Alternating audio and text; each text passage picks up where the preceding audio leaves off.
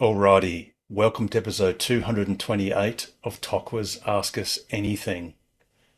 As usual, it's been a pretty busy news week.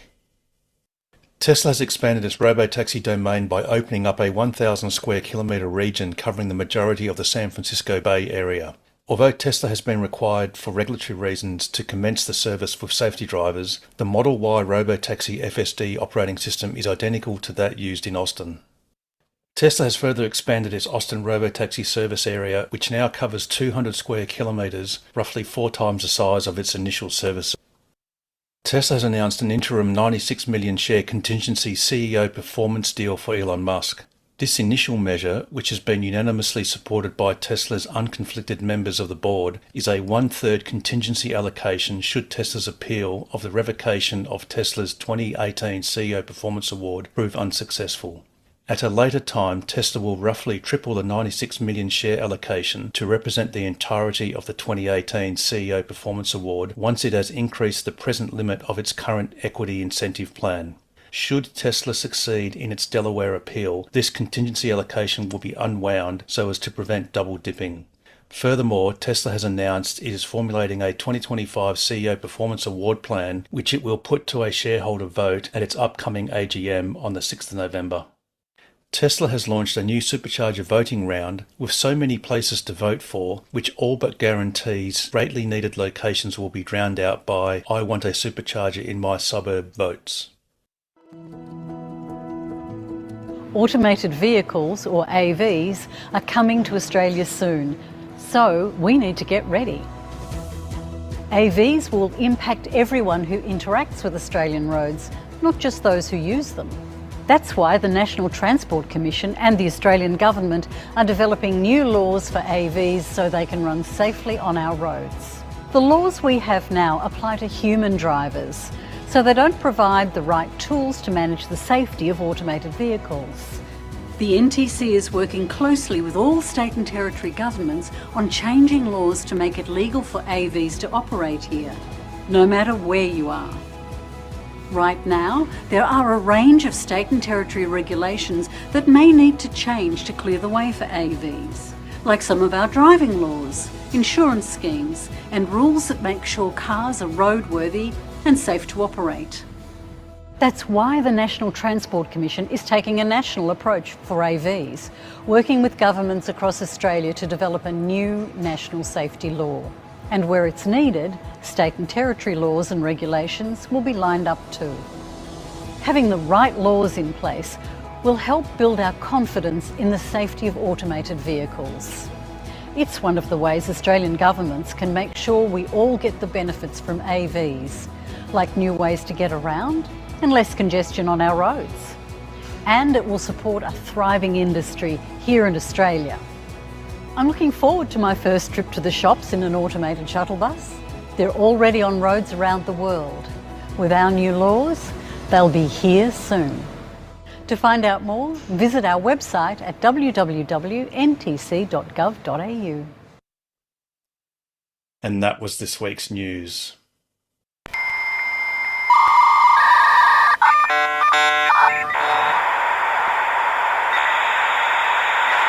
Indeed it was, and once again welcome to the program. And as is customary, if there is anyone who is new and is comfortable in doing so, please unmute and say hello.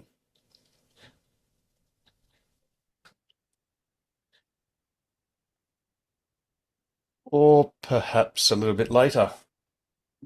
Alrighty, so obviously a bumper news session with lots of info. Obviously the expansion of robotaxi into the San Francisco Bay Area is actually very significant. That's a very large area that Tesla is tackling, and as I said in the news, it's slightly different to the Austin launch, although in effect it's actually the same thing. So it's definitely been confirmed. I think it was Chuck Cook who had one of the best videos which demonstrated that the actual firmware that the car is running, the robotaxi or the rideshare service is running, is Tesla's Austin robotaxi firmware, because on the touchscreen it has all the same the same buttons that you can press, being, stop in lane, contact call center, and other things. So the great news there is that the software is the same. Technically, because of California law and the way they do the progression of becoming a fully fledged autonomous vehicle provider, you have to have a safety driver, uh, and I think that's for about the first 50,000 kilometers of testing. And in fact, Tesla's doing a bit of a hybrid because they're actually combining the role of doing 50,000 kilometers of testing with at the same time having fee paid passengers, which is actually not permitted under autonomous vehicle testing. But they're basically killing two birds with one stone. So it's a great development. We've obviously seen Austin, Robotaxi area further increasing in size, and it's only a matter of time before that becomes even larger. And we've got supercharger voting, which we can discuss shortly. I think a few people might have a few recommendations of where to vote. But again, like I sort of frustratedly said in the news, there is now so many pins that it becomes increasingly less relevant because everything gets so well diluted. Um, and then obviously the National Transport Commission has put out that video saying that the federal and state governments are preparing the path for autonomous vehicles, or in our case, FSD, unsupervised. So that's or possible, and robo taxis for that matter, which is obviously extremely exciting. So, having said all of that, who would like to start off with a question or comment?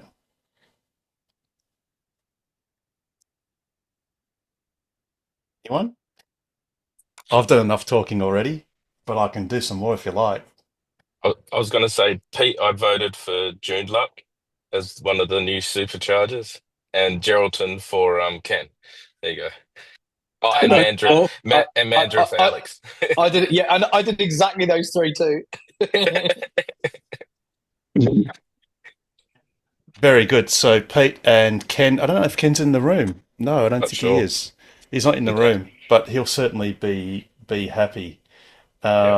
Um, I did do one in the UK in Bournemouth, which is where my mum lives, because I thought, well, you never know. I'll probably end up using it. yeah, exactly. And I did a self-interested Austria. wrote. No, no, no, no, no. No, to be honest, Austria is part of the first world, so it doesn't need more superchargers. Um, but yeah, I think I did Geraldton, I did Mundaring because I wanted something a little bit Oh, actually, so did uh, I. Yeah, out Yeah, of yeah, so did I. Perth, out of Yep. Perth. yeah. And then I did Emerald, which is actually I'll show you the map. But and bear in mind, I don't. This is not to try and influence anyone or whatever. I'm just going to describe why I did what I did. But to be honest, like I said, because it's so diluted, it in my opinion, this Mm. whole thing's kind of pretty pointless, just quietly. But anyway, we'll play along. Um, what I did was, yes, obviously Geraldton, Mundaring. I did Emerald because it's out here, and then this one, it's called something else. It's Bogabilla, but it's actually near Gondawindi. And then I voted for Gingin, which is going to get outvoted by Childers. And the only reason for that is you've got a supercharger at Maryborough that's coming, and Calliope, and that's a rather large distance, and it would make more sense having something in the centre. But having said that, um, that's just because I'm a road tripper. But in the end, whatever happens, happens. There'll be one or two winners in Australia, and yeah, whatever. You know, Tesla will build whatever they want, whenever they want, where they want. And we know there's a supercharger coming to Osborne Park. There are, and Busselton, obviously, and there's a couple of other locations. And Joondalup, to be honest, is probably going to be one because it just makes sense. Um, and there really should be one somewhere south of the river because sadly, Coogee is just it's underutilized because it's not on a major transport route. So really, they need to have something closer to the Kwinana Freeway. To be perfectly honest. and whatever. It's often full though, so I think it does serve a need. Perhaps with a lot of Which one? apartments around Coogee, and there's a lot of apartments around there as well. So Yeah, I but how think many of it those maybe are old Model S's and people with lifetime supercharging that yeah, basically locals that do what humans ought to do because you've prepaid for it. Um, but well, actually, Richard, that's an interesting question. Have you seen many Ys or threes there in yeah, general? loads. Yeah, yeah. Yeah, Actually, there's a okay. guy with a is it the EV5? He often charges there, so I know that he's paying for it. So Yeah, cool. yeah, Which is look, good. there are the old S's and X's, but I'd say majority it's threes and Ys. Yeah, Um, right. Very and good. I can only think it's a lot of apartment dwellers that live locally. Mm. Yeah, absolutely. I mean, if you look at the Perth map, I mean, it's like I said, it's actually quite ridiculous. Do we really need a supercharger on Kwinana Beach Road or on Kwinana Beach? I mean, really? Do we need one in Baldivis? Yes, I think that's useful. Cannington? Really? Mandurah? Yeah, maybe, but it's a shame it's off the freeway, so you sort of don't have that opportunity um, to have people going further south use it because Mandurah would be a bit of a dog leg, a little bit like Lancelin is, to be perfectly honest. What And about if they really, put it on the Old Coast Road going sorry, south? Alex, What about if they put it on the Old Coast Road, you which is the mean other, which which is side the on? other old, yeah, that side near Falcon Way. So that's Well, like, yeah, but how many cars take that route, Alex? I actually took it the other day just because I haven't done it for years. But you really want the Forest Highway Mm. yeah, because because there's another old route that I used to take way back, and that was so that actually goes back onto the it's like a dog leg sort of thing back onto the highway. well, it does. So it actually Mm. merges here, which is where the old COVID um, blockade was, Yep. just here. So yeah, look, to be honest, a supercharger anywhere along here would be less useful than one perhaps like near South Yunderup or Ravenswood, somewhere here, if there was something suitable. But the problem is you've got no crossovers, Mm. so that makes it Yeah. difficult as well. Because you don't really want stalls on one side of the freeway or the highway and a stall on the other side. That would be, well, wasteful. But Yeah. like I said, Perth's bad enough where you've got quite a choice here. But if you go to some of the other cities, like Melbourne is just out of control. Well, I mean, just look at this ridiculousness. It's just, let's just pick a suburb and I want a supercharger in my suburb. Mm. It's Mm. just, You know, why not? it actually looks to me like they're trying to cater for that apartment like local market rather than expanding into new areas. Yeah. Yeah, but the thing is, they know exactly where all those cars live already. They don't need people to vote for it. They already know True. Yeah, exactly. because they've got the heat There you maps. So, go. what I guess it comes to the point of, and I don't want to seem jaded, but what is the point of this supercharger voting scheme? Like, is it helpful for Tesla, or is it helpful? I don't know. I don't understand how it benefits Tesla in planning where they're going to install superchargers, but I could be wrong. Um. Anyway, any other questions or comments? I think it's important to have an overall view, though, when you're looking at charges. I think a state view, I think, is almost essential to get the basics out there, and Mm. then you can fill in. But I think, like a lot of people want to go north.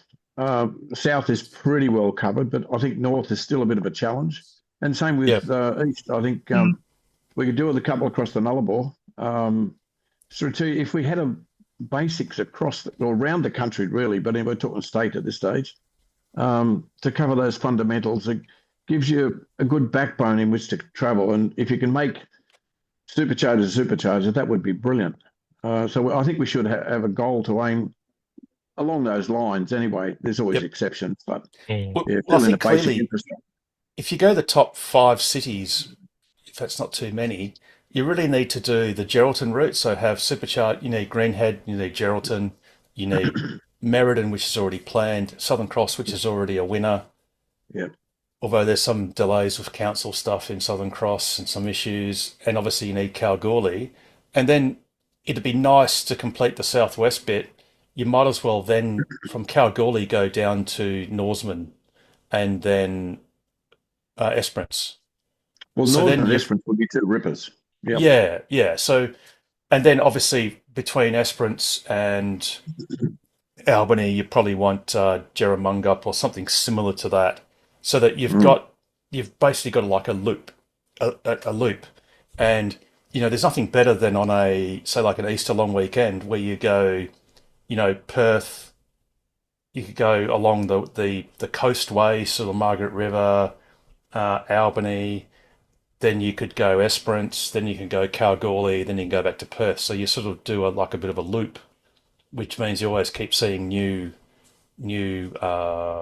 scenery the whole trip, and you can do that in 4 days easily and have a nice holiday out of it.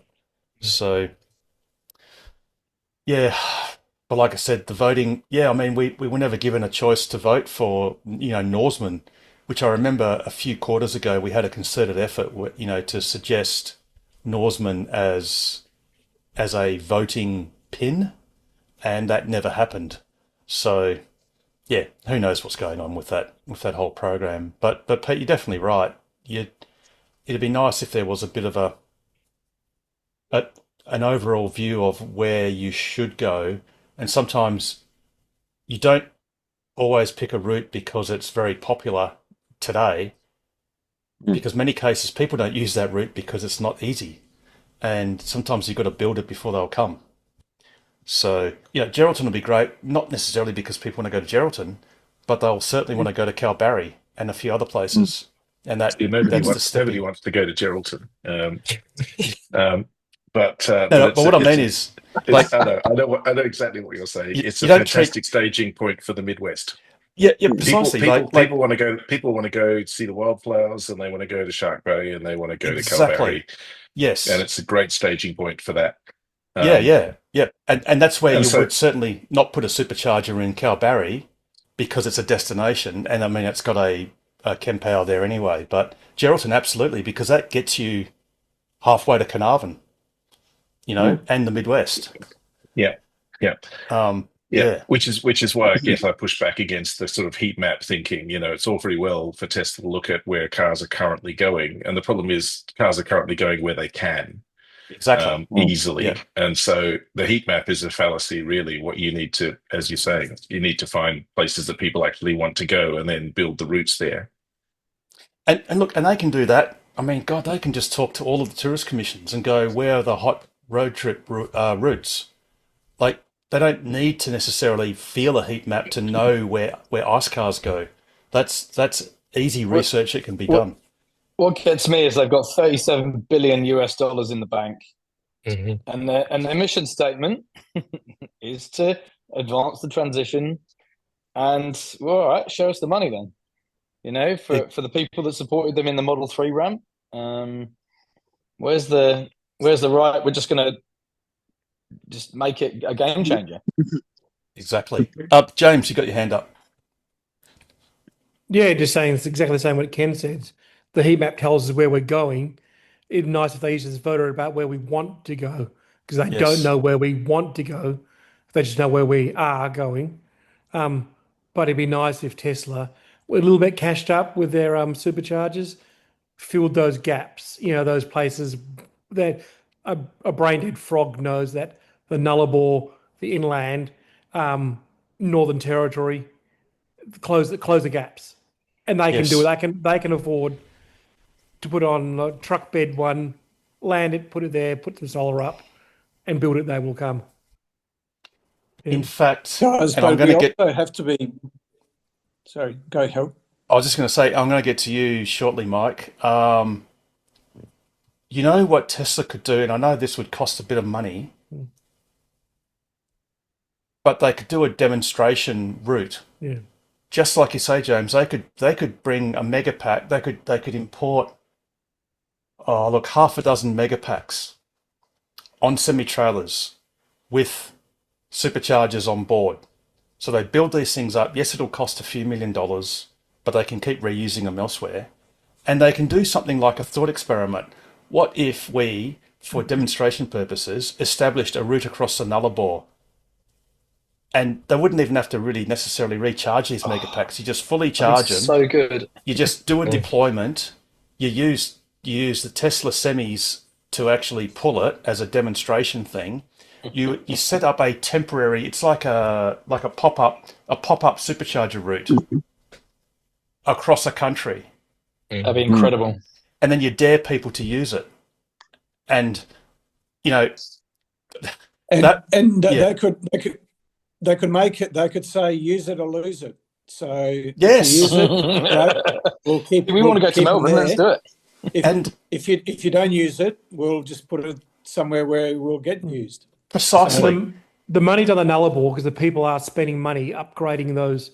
There's new powerhouses going. There's new things going in, and money talks, and nothing talks more than suddenly a whole bunch of cars driving past their roadhouses and not spending $9 for a bottle of Coke when they drive straight past and spend $0. Suddenly it makes it worthwhile for the Ampols, BPs to put them in.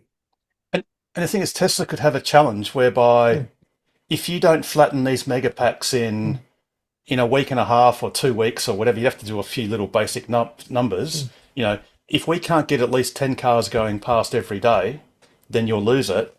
And I mean, gee, there'd be dozens upon dozens of us that will just keep traversing backwards and forwards just to get this thing used, and what a great publicity stunt that would be, a meaningful one actually, not just a stunt, but something that shows that you could do a pop-up supercharger route just to fly the flag and see if it's possible and see if it's useful.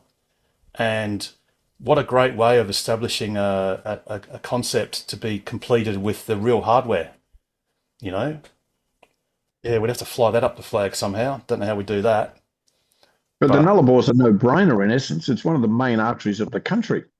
And it's one that I've done thousands, I've done 40 or 50 times. And it's an iconic route that a lot of people want to do and aren't game to do. Yep. But it's brilliant. Yep, indeed. Mike, you got your hand up. Yes. Hi, guys. It's actually simple. Harold, you're half right. Heat map for the metro areas. But outside of metro, from my learnings from you guys, it's actually quite simple. You just need one every 200 kilometres and you're not allowed to put one nearer. Right? And that should, if you start working up the West Coast and you go from, Townsville, I think you were saying, Harold, on your trips where it starts to get decent on the East Coast. So if you go around that top route and then, of course, across, if you think 200 kilometres for here, what's that? Maybe halfway to Merredin, then Merredin to Southern Cross? I can't remember a picture off my top of my head, but certainly Gerald would pop in. And then, what's 200 north of, it wouldn't be 200 exactly, it'd be whatever the nearest decent town is, right? Oh, look, it's roughly 200 or something, right? Mike, it's easy. I can tell you off the top of my head. Yeah, you can, yes. I mean, if you take the fact that we got Lanston, you have to go Greenhead, Geraldton, Billabong Roadhouse, Carnarvon. Yep. Nanyatara is a bit far. You might go Manilia, Nanyatara, Karratha, Port Hedland, Sandfire Roadhouse, Broome,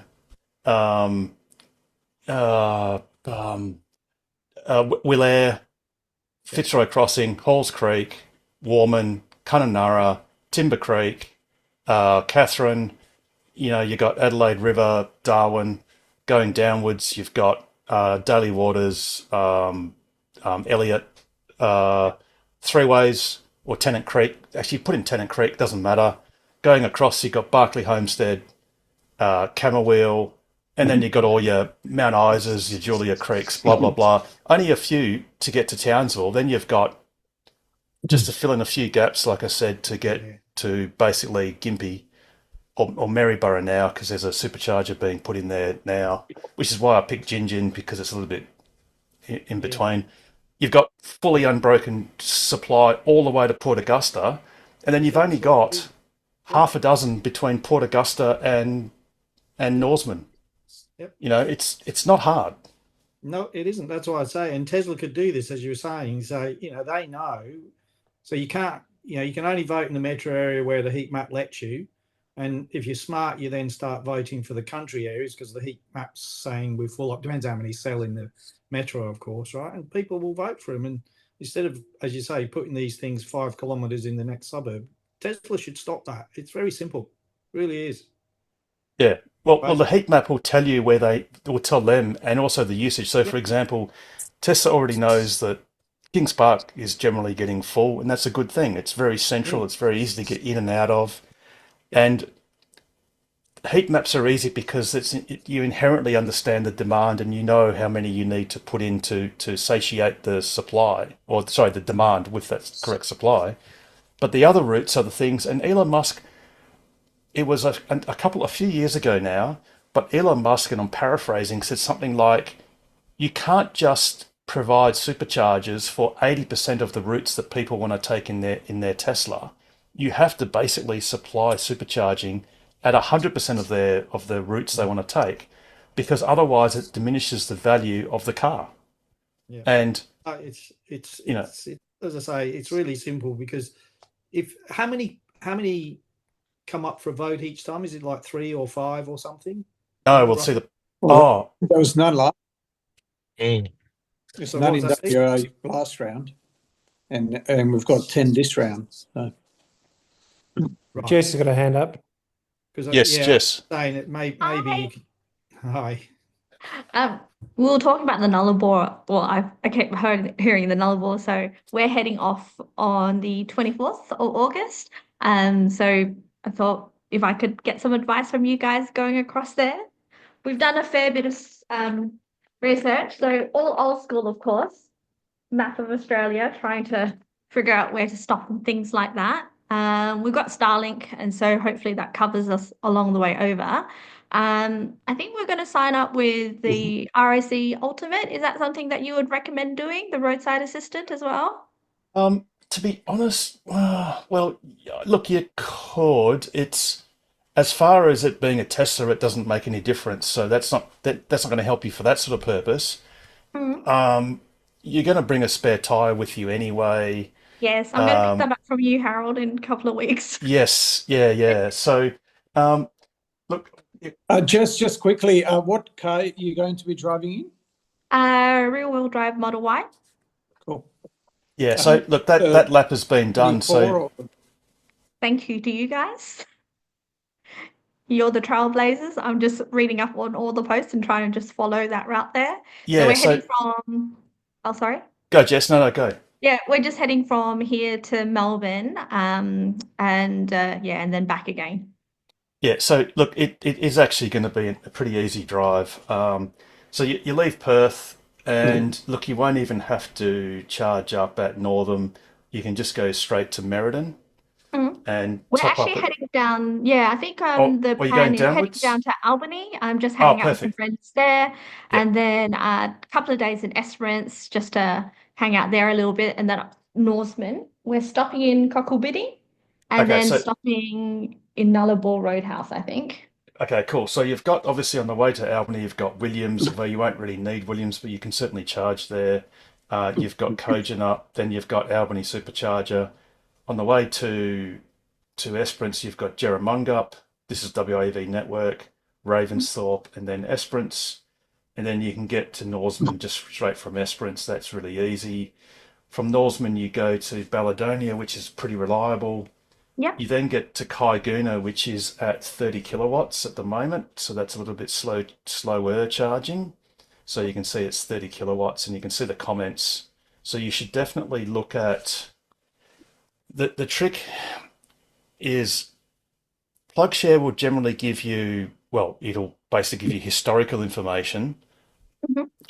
ChargeFox, which is all of the DC charges along the Nullarbor route, except for one of them, will give you the live status, at least at live as far as if the network can see it, has communications with that charger, or if someone's charging there right now. So, but just because it says no communications, you should presume that it's not working, but still try it because it might just be out of comms and on free vend. So anything in Western Australia as part of the WAV network, if the charger is offline, out of communications, it'll revert to a free vend mode whereby you plug it in and it'll start charging by itself. So use PlugShare as a bit of a historical thing. Read the comments. So sometimes the comments will be, I couldn't activate it with the card, but it worked by itself, or it was showing as not working on the ChargeFox app, but it worked when I got there. So that's sort of a useful thing to do. Kaiguna, like I said, has got 30 kilowatts. Majura Pass is that one's really crappy. So at the moment, the DC charger is only putting out 11 kilowatts, which is terrible. Sorry, 12 kilowatts or 9 kilowatts even. So Jess was saying she's staying at Cocklebiddy. So if you get a full charge overnight, you can make Mundrobilla. Okay. Yes. So at the Wedgetail Inn, and this is a Delta charger. So just make sure you get the key for the charger, which is here. Now I think that's a fixed cost, isn't it? I think they charge a fixed rate. Was it $25? Something like. I think it's 30 now. Or $30. Something you could do though is, it depends on whether you have a cons. I'm not sure if we can lend you we can probably lend you a cons adapter. Is unplug the Delta. There's a couple of options. If you get there sort of relatively early, like let's call it late in the afternoon, just plug the Delta charger in, get the key, pay for it, plug the Delta charger in, and just monitor the car. Because in my experience, the Delta can sometimes just spontaneously stop charging.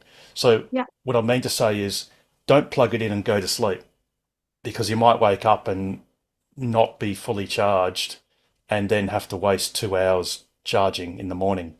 But if you get there at 5 p.m. or something, just plug it in, and by 7:30 or 8 o'clock, you'll be full anyway. So and of course you've got a standard range car, so you can charge to 100%. So definitely do charge to 100%. That Cocklebiddy could be quite useful, because then you just got to run the numbers. And that's something else you should always do is when you're charging at a location, look at the distance to your next location and just see how far that is, and also the one after that. So, for example, if you're at Cocklebiddy in the morning fully charged, you can probably skip Majura Pass, because that's actually pretty crappy. But you're going in a few weeks. Sorry, no, when are you going? Leaving on the 26th of August. Of August. Okay, so that's say roughly 3 weeks away. There's a slim chance that Majura Pass might be working better. So what you should do is plan to go to Mundrobilla. Yep. And like I said, I just can't remember off the top of my head how far that is, but I don't think it's. I think it's within 270 kilometres. 70? Yeah, Right. 270 is what I've got. 270. to Mundrobilla from Cocklebiddy. Yes. Yeah. Oh, perfect. Well, okay. Then in that case, you could just go straight there. But if you can take one for the team and do a quick splash and dash at Majura Pass, just to see if the charger is at a reasonable rate, such as either 30 kilowatts or it won't be 50, but maybe 30 kilowatts. Mundrobilla is often reliable, but not always. So again, if you look through the PlugShare comments, there are people that have reported that it's worked quite well, but then someone else. I had a lovely member, Colin, who said that on the way there it was okay, and then on the way back it wasn't working. So I think that was flagged as a semi-unreliable one for me. Yes, so there's a comment further down, and it might have been Colin that made the comment where this person was actually asked us to go away basically because it was 2 o'clock. Let's have a look. It was. Just while you're looking for that, Harold, keep looking, but asking Jess your question, are you in a tight schedule or you've got flexibility? No, flexibility. Yeah. Oh, that's Yeah, good. we've got Yep. flexibility. We're planned to only drive like 400 kilometers a day. I think the biggest one was from Esperance to Cockabiddy. I Yep. think that's our longest one, Yeah. and we plan to kind of leave as early as we can. Everything else is about 400 kilometers apart. Oh, 400 is easy. That's literally Yeah. 4 hours of driving. So in fact, it's really you're going to have one charging session pretty much for that day, and then you have an evening session sort of thing. So yeah, it's going to be Yeah. pretty easy. So the aim is trying to get to our accommodation around the 2-ish mark. I'm traveling with 2 dogs Wow. as well because, Yep. why not add to the complication? Yeah. Nothing wrong with 2 dogs. And Jess, did you have the new Model Y or the older Model Y? No, it's a all around 2023. Yep. Okay, because your Starlink will work through the glass ceiling. Yeah, so we've got a glass ceiling mount. Yep, But fantastic. Harold showed on one of his posts, he Yeah. showed it how he hooked it in front of the screen. You as a certainly front- can. Yeah. So I haven't tried it on my old Model Y. Let's call it the classic Model Y, because it just so happens on the Juniper, the refreshed one, with the little mini Starlink mini stand, little flip out stand, it works. It fits perfectly well like a glove. On the older Model Ys, it might not do the same. But if you've already purchased the suction caps and all that sort of stuff to roof mount it, then feel free to do that. The only downside is, the upside is you'll get better reliability as far as communications. Yeah. The only downside is that when you are parked, the glass roof will heat up. The Starlink will also heat up. It'll sort of overheat, which is perfectly fine. It's accustomed to doing that, but it then basically effectively turns itself off while you're parked, so you won't have Starlink once there's a heat build up in the glass roof during the day. And I think someone said there's a little bit finicky to take it off the glass roof, just in case we needed to take it out or anything like that. It was a bit finicky to take it off. Yeah, so what you should try then is definitely give it a go to try it on the front screen. Yep. I think I actually did it on the last lap I did in the old Model Y, and what I had to do. That's where I saw a post with you putting it on there. And I used a bit of cloth tape. So, and I've got, I have a silicon sticky pad to put on top of the dash so that where it doesn't slide too much. So I thought, cool. Well, we're actually heading down to Stargazers in Pemberton on Saturday, so I was You can going give it a to go. give that a bit of a go. Yeah. Yep. So the sticky pad will be good, but on the actual touchscreen, you might want to put just some basic tape. I use cloth tape. The experience I had with cloth tape was it really sticks well, so that worked really well. But when you take it off, it leaves a bit of residue behind. But the trick to taking it off, and it is quite easy, is just get another section of cloth tape and sort of like you dab it on it so that the stickiness of the cloth tape pulls off the adhesive. And look, in the end, it came off quite cleanly, but it was messy at the start. But that was after 2 weeks of having it on there. So the advantage of having it going out the windscreen was that the Starlink would never overheat. So it means you could be parked in the car and use Starlink while you're charging or whatever.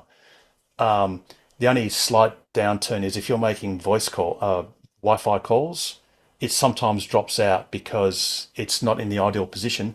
Having said that, if anyone has a Starlink, and I need to take my own advice, is put power on it and update the software, because SpaceX has released new software for Starlinks, which specifically makes it 10 times a second look for the best satellite connection, even if they're like lower down on the horizon, because the video they show demonstrating it is if you're in a forest, which is the worst case, and it continually searches for the best satellite, and it does it 10 times a second.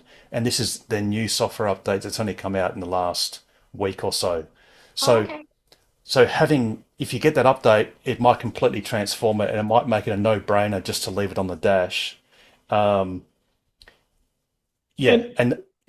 With overheating, Jess, we had ours on the roof and we drove across. It was 46 degrees through Mildura and Hay, and it never was a problem because the only time we're ever parked, we were charging and we left the aircon on. Okay, So obviously, if you're charging slower than Nullarbor, not a good idea. But when you're charging, just you got dogs anyway, you leave the aircon on. Yeah. Talking about the Starlink, there's like the two plans, the unlimited for $150 or $180 or something, and then there's that $80 one where you get only 50 gigs. We only kind of need it across that Nullarbor. Like, is there a recommendation for which one? I think you can pause it though. So how much data would I need eventually? Well, that depends how much you use. You can go through a bit. It'll only be for calls and navigation. It won't be for Netflix or anything. Oh, yeah, okay, cool. The thing is, what you can do if you've got the service running already is go to pause it. And I think when you go to pause it, it'll come up with a pop-up screen that says, before you pause it, you might want to consider going on what they call their backup plan. And their backup plan is $15 a month for 15 gigabytes, I think it is. And then it costs you 10 gigabytes. Or 10 gigabytes, and then it costs you $1 a gigabyte thereafter. Yep. Now, $1 a gigabyte is a lot, but $15 a month is cheap. And as long as you use less than, I can't remember the maths, I'm too dumb to do that, but 65 gigabytes extra a month, it'll cost you less than the $80 a month, whether you use it or not. Right. So that could be the most economical. And that way you don't need to pause it. You just leave it running for $15 a month, which is a really good deal. SpaceX spruik it as like a backup plan whereby there's enough data for like a weekend's worth a month or something like that for heavy users. Actually, I think it's 5 gigabytes. You only get 5 gig with. Oh, is it 5? Okay, yeah. plan. And then it's $1 a gigabyte thereafter. But like I said, you'd have to run through 65 extra gigabytes to break even on the $80 a month plan, or just do $80. Oh, sorry. And even if you do the $80 plan, you can actually add extra data at the rate of $1 a gigabyte if you run out of the 80 gigabytes in the month. It sounds like the 80 might be the way to go because Yeah, the unlimited definitely. might be a bit too much of an overkill. We used the 80 to drive across to Sydney and back, and it just ran out when we arrived back. And that was all the navigation, all the calls, plus a bit of YouTube. You know, when you arrive at a place, we'd watch a YouTube video about the place to find out where to go. So it was enough. Yeah, so that'll be good to have some spare. Yes, yep, absolutely. Okay, so Very if we get excited back, about it. yeah, no, it is very exciting. And if we get back to Mundrabilla, it was Jan who said, cut us off at 56 kilowatts. I think that might mean 56 kilowatt hours. It's always a bit hard to tell. Owner asked us to end soon as 2 p.m. is too late to charge. It's a bit of a strange comment. No, don't take that as gospel because that was on the 8th of July and everyone else said it basically worked okay. So, although on this one it said shut off twice after ramping, was advised one of the gens caught fire, has been taped off. Right. So there's good information. That may now mean that that's no longer available. They've taped it off. So it's good to know. It's good to use PlugShare to get you that up-to-date information. So that's Mundrabilla. Then you've got a bit of a length to go to get to Nullarbor Roadhouse. And in my personal experience, I've found Nullarbor to be disastrous. However, one good tip is zoom in. In fact, actually, do zoom in at Madura Pass, because people will click on the first icon, but there's actually two. And in fact, the first icon, if you click on it, which most people have done, they have taken a photo of the wrong thing. So what the charger actually is, it's not even there at the moment. It's a Delta charger that's in the actual workshop. So whereas this is the correct one. So sometimes you'll get people putting in incorrect information because they've clicked on the wrong pin. But when you get to Nullarbor Roadhouse, which to me is one of my nemesis, it's this right-hand charger here, the NRMA one, and it looks like this. Now, thankfully, the last few check-ins have been positive. It's worked basically for everyone. For me, it's universally not worked properly. Is there NRMA on ChargeFox as well? The ChargeFox? No, it's not. No. Okay. So, in fact, it's actually free to use. There is no app that currently works on it. Yeah, I've got fast, free, DC, unreliable. It was what I had for the Nullarbor. Yes. However, are you overnighting at Nullarbor? Yes, I am. So I was going perfect. to stop at Border Village and charge there before Nullarbor just in case as well.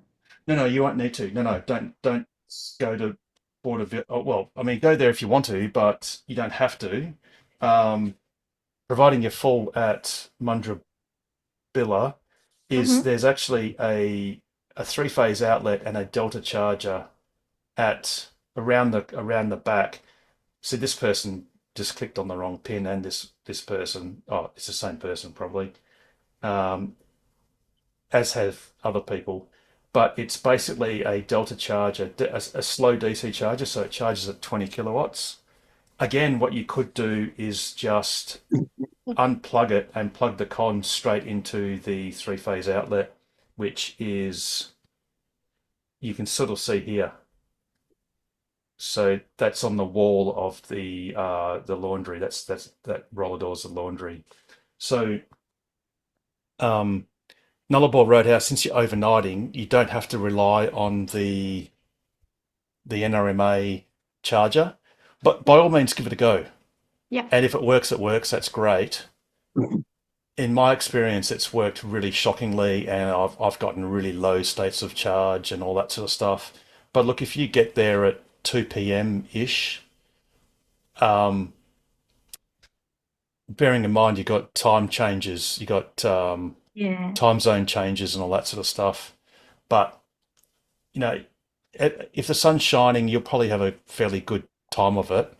And look, even if it's slowed down to sort of 10 kilowatts or something like that on the DC charger, you've got many hours until the next day to have it fully charged. Which means I may need to borrow a consum adapter as well, if that was. Yeah, I guess you probably will have to. Yeah, we'll get one for you. One thing to think about, Jess, is that Harold doesn't understand your method of travel. Harold's about efficiency. He goes really fast. He goes very fast. Super fast. And if he doesn't get the absolute maximum charging speed, right there, it's no good. So your style of traveling, you don't mind taking the dog for a walk, charging for 2 hours during the day. Yeah. You'll be fine. You won't need a cons. You'll definitely need a UMC, because the worst case scenario is you plug into the 15 amp caravan plug and you'll be fine. From the sound of it, you're doing like literally one drive, a nice long lunch, and a drive to the afternoon. So so We've it's got different. Sorry. And the dogs have a walk. And stop at every roadhouse, have a look around, let the dogs walk.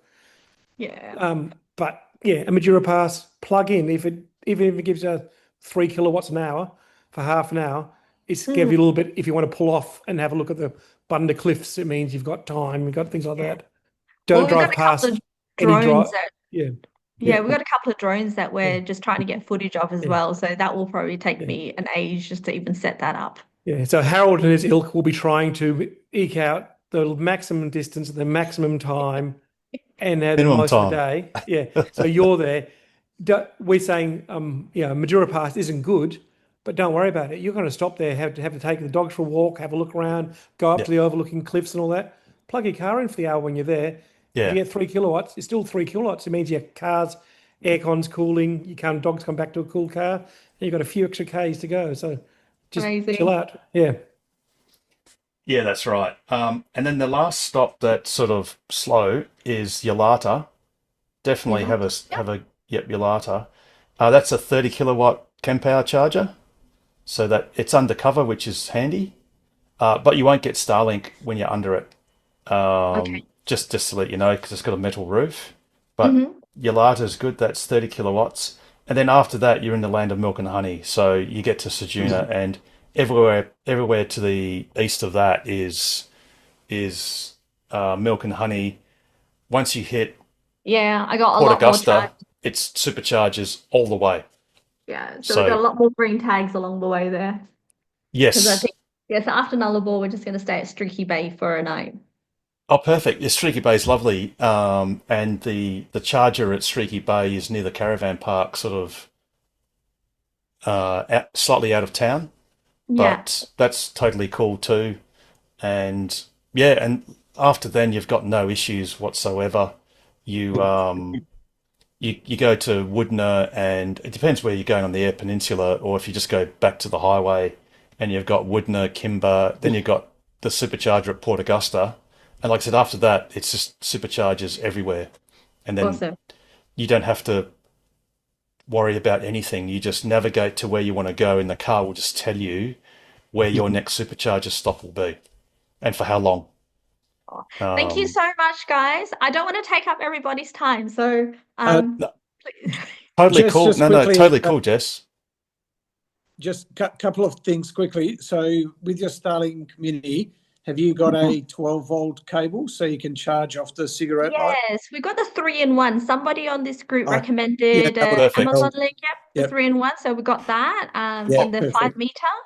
Yeah, no, So Jess, you got the older Model Y, so you cannot use the USB-C. Will not work Oh, okay. on your Model Y. You have to use the 12-volt cigarette lighter, the 12-volt portion of that 5-meter cable. Oh, good to Just know. FYI. But you've got two connectors. You've got a 12-volt source in your center console, and you've got one in the boot. The boost, So yes. if you're taking a fridge with you or whatever, you can power up your fridge with that in the boot, and you can use this. You can power up the Starlink with the 12-volt from the 12-volt source in your center console. If you want to use that for something else, you can buy an adapter, a 12-volt cigarette lighter adapter that has a high power USB-C output. But they're about, I don't know, $20-$30. But otherwise, you've got the adapter anyway. You might as well just shove that straight into your Yeah. center console. Yeah, I think it was, I can't remember who it was that recommended it, but thank you very much. So we Yeah, ordered no that worries. straight away. But do test it first. So when you're going down to was it Everton. Pemberton or yeah, Everton, yeah. just check it out, because unfortunately the older Model Ys, or the non-refresh Model Ys, those USB-C outputs, they're not PD outputs, power delivery outputs, so they won't power the Starlink Mini. Okay. But the 12 volts will. Yeah. Jess, your earlier question about RAC, Yes. not overly worth it. In the big gaps, I think, don't quote me on this, there was gold, silver, and bronze plans. And I think the furthest I'll go is 300 kilometers round trip to Oh, round fetch you where trip. yeah, round trip. That's what caught me out. And I had a long discussion on the phone with them. And what they couldn't even tell me is and that's from an RAC base. And so obviously in the bush, they don't have RAC people. They have contractors. Yeah. So you might be 500 kilometers away from the nearest RAC approved Oh, I contractor, see. and they're going to charge you extra anyway. So Yeah. we didn't go with it. We're RAC members anyway because of the local thing. But Same. yeah, so yeah, it was quite deceptive in the fact that it's a 300 kilometer round trip from their nearest RAC approved tow person or recovery person. So they should That's call it a 150 kilometer 150. radius. That's easy. Yes, Everyone I know. understands what Yep. that means. Yep. Yeah. Well, that's what I took 300 for. Exactly. But That's what I took it for until I I read the think PD. Yeah. yeah, I think Yeah. you can not sign up. Like if you do need it, I think you can sign up, and then there's like $175 like penalty fee, and then you can Yeah. use it, I guess, if you need to. At the But end of the yeah, day, if you needed to use them, you need to use them. You've had Yeah. a terrible day and it's going to cost you money. But yeah. I don't think that they're going to. And it's the idiots you see that go like, "Oh, I drove past a working charger because I thought I could make it to the next one, and now I'm stuck in the middle of nowhere." Just stop and charge for half an hour. Yeah, I will be stopping at every single little green sticker that I have there. very Sorry to good. let you down, Harold. I won't be going that fast. No, slow and steady gets the job done, and after all, it's a holiday. It's not you're not some crazy person that's just trying to get round as quickly as possible. That's very limited number of idiots that do that. Very limited. Alex, We you're next. appreciate those idiots. We You're all going to make a do. point, and then we'll go to Alex. Just quickly, Rob Dean, our chairman of TOCWA, he's written a couple of articles on our on our webpage. One's Read all called of those. "So You Want to Drive an EV Across the Nullarbor." Yeah. That one's a really good one. It's from 2022, but it was updated in June. He's updated. I think he even updated one, or was it June? January? Yeah, I in saw an June. update. Okay. And he's I'll revisit also it. written another one a couple of months ago as well, which was "So You Want to Drive an EV Around Australia." So both of those are a good read before you go. Homework. Got it. And don't forget, Jess, if you get stuck in the middle of nowhere, ring Harold or ring somebody from Harold's got contacts. They can help you out. Don't get stuck in the middle of nowhere. Bless you guys. we Love won't. it. Yeah. Thank you. Actually, one more good tip. So no doubt you'll be monitoring your consumption and how much range you've got left, etc. Always, be conservative. Always, obviously, leave extra up your sleeve. Reason being is if the weather changes, so the car's algorithm is actually really good. It takes a lot of factors into account. But what it can't take into account is what it doesn't know. So it even takes into account things like the weather at your destination, the inclination, whether you're charging your mobile, whether you've got your windows open, what have you. But what it can't know is if the weather changes unexpectedly or if you change your driving pattern. So it does take your previous driving pattern into account. But if you start driving very differently to how you're driving before, well, that will obviously change things. Now, in terms of the weather, when Harold and I did our trip around Australia, I was averaging 155 watt hours per kilometre, and that was in a 2022 Model Y rear-wheel drive, so pretty much the same car you'll be driving. But once I got to about 300 kilometres from Perth, I got hit by a really heavy storm and quite strong winds, strong headwinds, and my consumption jumped to over 300 watt hours. So basically my range halved. So your range, in extreme situations, in really inclement weather, your range can halve. So yeah, just keep that in the back of your mind. Yeah. But if you're not in a hurry, you can always, and obviously take plenty of water with you. You can always pull up on the side of the road and just wait till the weather subsides, and then you can go again. So yeah, I fell for a Temu SUV tent with a blow-up mattress, so I've got that as well. Oh, there you go. Yeah, this weekend we'll see how it works. And the Windy app is quite handy as well. There's a few Windy apps, but it's the one with the red logo, and that will give you an idea of how strong the wind is and which direction it's coming from as well. Yeah, absolutely. And Jess, I've just put in the chat our trip across to Tasmania, where we charged and what it took. Yeah, very good. And just for reference, Jess, I don't know what would you average, Pete? 155. I average 162 watt hours per kilometre. I'm So like that gives you a base. 143.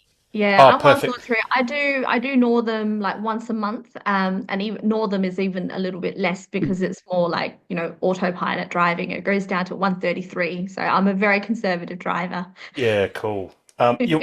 Your consumption will increase because of the crappy roads, the chip seal road, and headwinds speed. and stuff. Yeah, but the other thing too is very quickly, the best thing on your side is if you ever think you're nervous about not being able to make it or you've made a miscalculation or something, for every 10% that you slow down, you gain a compounding 14% of range. So Yep. if you go from, instead of doing 110, you do 100, you'll gain about 14% range. If you go down another 10%, you'll gain on top of that 14% another 14% compounding. So cutting down, say, 20 k's an hour in speed makes a massive difference in your available range if you needed it, but you won't because none of the gaps are large, and you're really only doing one charging session plus a night session a day, so you'll be totally fine and you'll have lots of fun. Yep. And by the time you drive back home, you'll be an expert road tripper, and you'll be comfortable with. The great thing is, you can trust the car when it says you are ready to depart from your supercharger to the next location. And what you'll find is if you do what it says, which is you can go now, what it does is it actually aims to get you to the next supercharger location at 10% state of charge, which I know sounds really scary. A little But bit. yeah, but you'll get used to it. The car knows, and it really does know what it's doing. And it literally doesn't matter if your car arrives at 3% state of charge, because 3% is still something like 15, 20 kilometers of range beyond your next charging spot. So you'll learn a lot about how to use the car when you do this road trip. It'll be really good. Probably caused me a heart attack, but okay. But you'll get used to it. And that's what the superchargers down in the first world part of Australia, where there's superchargers everywhere, that's exactly what it does. When you navigate, you could navigate to Melbourne from Port Augusta, and it will tell you every single charger location that it'll charge at and how long it expects to charge at each location. Of course, you'll overnight it, lots of places on the way, but just try it just for a fun exercise when you get to Port Augusta. Yeah. When I'm in more metro, I'll give it a go. Yeah, cool. No worries. But have a great time, and Thank you. you'll love it. It'll be awesome. The dogs will love it too. Yeah. Thanks so much. Alrighty. Alex, I think were you gonna ask something or say something? No, No. it's just saying Alex is next round Australia. Crazy trip.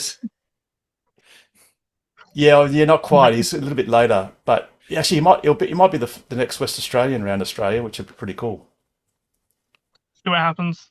Need this business sold. Yeah, unless work gets in the way, but we'll see how it goes. Alrighty. Anyone else got any questions or comments?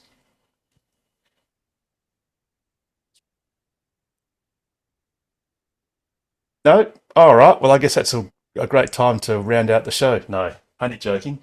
Surely someone else has got something. There's been a lot of. I'll jump in then if Yes, Trev. I'm not quite prepped. I only just walked back into the room. I didn't bring it up last week because I didn't realize it was a new video that I just watched. But I saw there was 2 videos released from a Chinese, what would you call it, a car body over in there, where they've gone and purchased 36 cars that have self-driving, and they've put them through the ringer. One lot of highway tests and one lot of city tests to see how they go. The Teslas obviously came out on top, but quite surprising that some of the cars, pretty much as soon as they spot an obstacle, they just beep and say, please take over, and then they'd end up smashing into cars and whatnot. I'm just about to put the link in the chat. Hang on a second. Yeah, it was actually quite interesting because they've got the one where they have like this, I wouldn't call it a paper mache car, but it's kind It was of. made of pillows, I think. Yeah, and it's like a tent material or whatever, and they sort of, and I think it has a real number plate on it though. Yeah, And it's in the chat now, Harold. yeah, I'm just going to bring it up. Let's see. So if you go to the 51-minute mark and the 59.5-minute mark, you'll see the worst case scenario and a best case scenario on one of them. Say that again. Which minute mark? 51 minutes. 51-minute mark. Yeah. Okay. So we'll go 51 minutes.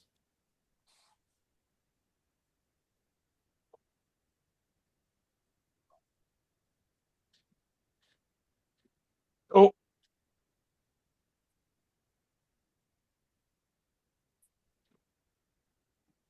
Is that a real? That's not a real impact, is it? Oh, it is too. Oof. It's a cardboard wood truck, but it's a real impact. 我车玻璃碎了，炸了。 Wow. 内饰板有变形了 ，A 柱可变形了，整个车上的内衬、散热器也坏了。 That's disappointing. 时速高达90多公里，直接撞过去了，我的天！按照这种时速钻进一个真实的卡车里边，这种承载面积，看到的这些车损，可能也就实际事故的1/1000。And what was the other one, Trev? There is an English version of this, Harold, which is a different link, I suspect. Yeah, right. And what was the other minute mark there, Trev? He said 59. 59. Oh, that's the same thing, isn't it? Yeah, he said the best result or something. Because this is. 最后这几台车 Oh, the 就比较 Tesla. 顺利了， Yep, 能做 stopped. 到安全稳定通过。但是36款车中只有2款车开得比较像人，一个纯视觉，一个有激光雷达、毫米波雷达与摄像头。 Right, there you go. Yeah, clearly Tesla's the best performing. Notwithstanding, obviously, we've got this ridiculous jury civil case finding against Tesla for 200 and something million US dollars. Yeah. And that was for an autopilot fatality whereby a person running their car, admittedly running on an autopilot, who then was using his phone, which is probably illegal in America. I think it might be illegal. In any case, he dropped his phone. I think then he bent down to pick it up, but he might have had his foot on the accelerator at the time. I'm not entirely certain. I think that might be the case. And anyway, he approached the T intersection, and certainly he ran a stop sign and a red light before that, while he was looking around for his phone. Right, and then ended up dangerous driving as well, I think. Yes, and he actually admitted it was his fault, and he sadly T-boned a car, which killed the female, I presume passenger. Well, I'm not sure. Anyway, passenger / driver, and I think her boyfriend or partner was severely injured. And he basically admitted that it was basically his fault. The jury, did they apportion 30% blame? Yeah, 1/4 Tesla, 3/4 him. Right. And for that, they thought it was reasonable that Tesla pay this person. Well, 279 million. I don't quite get why it was that person, because that person was not the victim. It was the dead woman in the other car. So I don't quite get why the driver got the money. But anyway, whatever. Happily, it seems that American juries love conjuring up outlandish, dozens of millions of dollars in penalties and punitive damages and all that sort of stuff.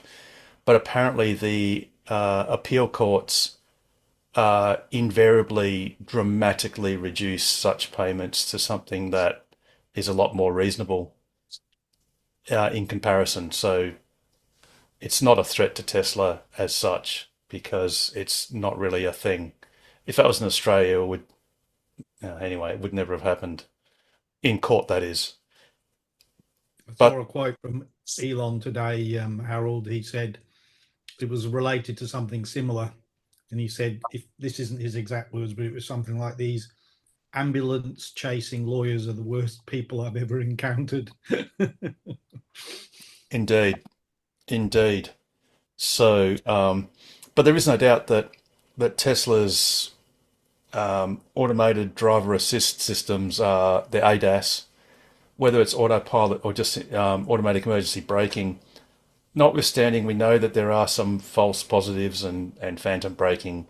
It is understandably superior. And like I keep saying, anything that we have seen in Australia in our own cars regarding autopilot or enhanced autopilot or so-called FSD that you can buy here for $10,100, that will pale into insignificance compared to what happens when Tesla finally releases FSD supervised into Australia. And hopefully they will port that across to their autopilot subset. And that will transform our driving experience. Alrighty. But yeah, thanks, Trev. That's that were good videos. And yeah, I think 5 out of 6, both the Model X and Model 3 got in the highway, and I think they only passed half the tests for the city, but that was because sometimes the road was confusing and the car wasn't sure what to do. But every time there was an obstacle or scooters or bikes or cars or whatever, the car definitely was more safe under the Tesla approach rather than the reckless other approaches. Even with LiDAR, the Tesla still outperformed. Yeah, absolutely. And that should be no surprise. And I think, unfortunately, some of the brands like BYD had some fairly ordinary results. BYD had mixed results in every test, where they might have one car that absolutely was phenomenal at the test and the other two dismally reacted to it. So, yeah, it was quite... And they even said, I think, was it Xpeng or... it might have been that other one, Xiaomi, or I'm not sure how they pronounce it, but that they said it had like a learning computer in it. So it's using people still for populating its database. So don't expect good results for a little while, but Tesla's got years and years on top of them in their databases, so they don't expect to match it at the moment. But yeah, absolutely. And that's bearing in mind that Tesla has no live vehicle data from China. All of their programming they had to do, this is for FSD, of course, supervised in China, they had to do in simulation after processing publicly available, YouTube and other videos, because to date, Tesla are not permitted to transfer any data from their Chinese cars in China to America, where they actually do the programming. But it is changing. Yeah, you're right, Paul. Yeah, absolutely, which is a great thing too. So, because clearly the Chinese can see the benefit.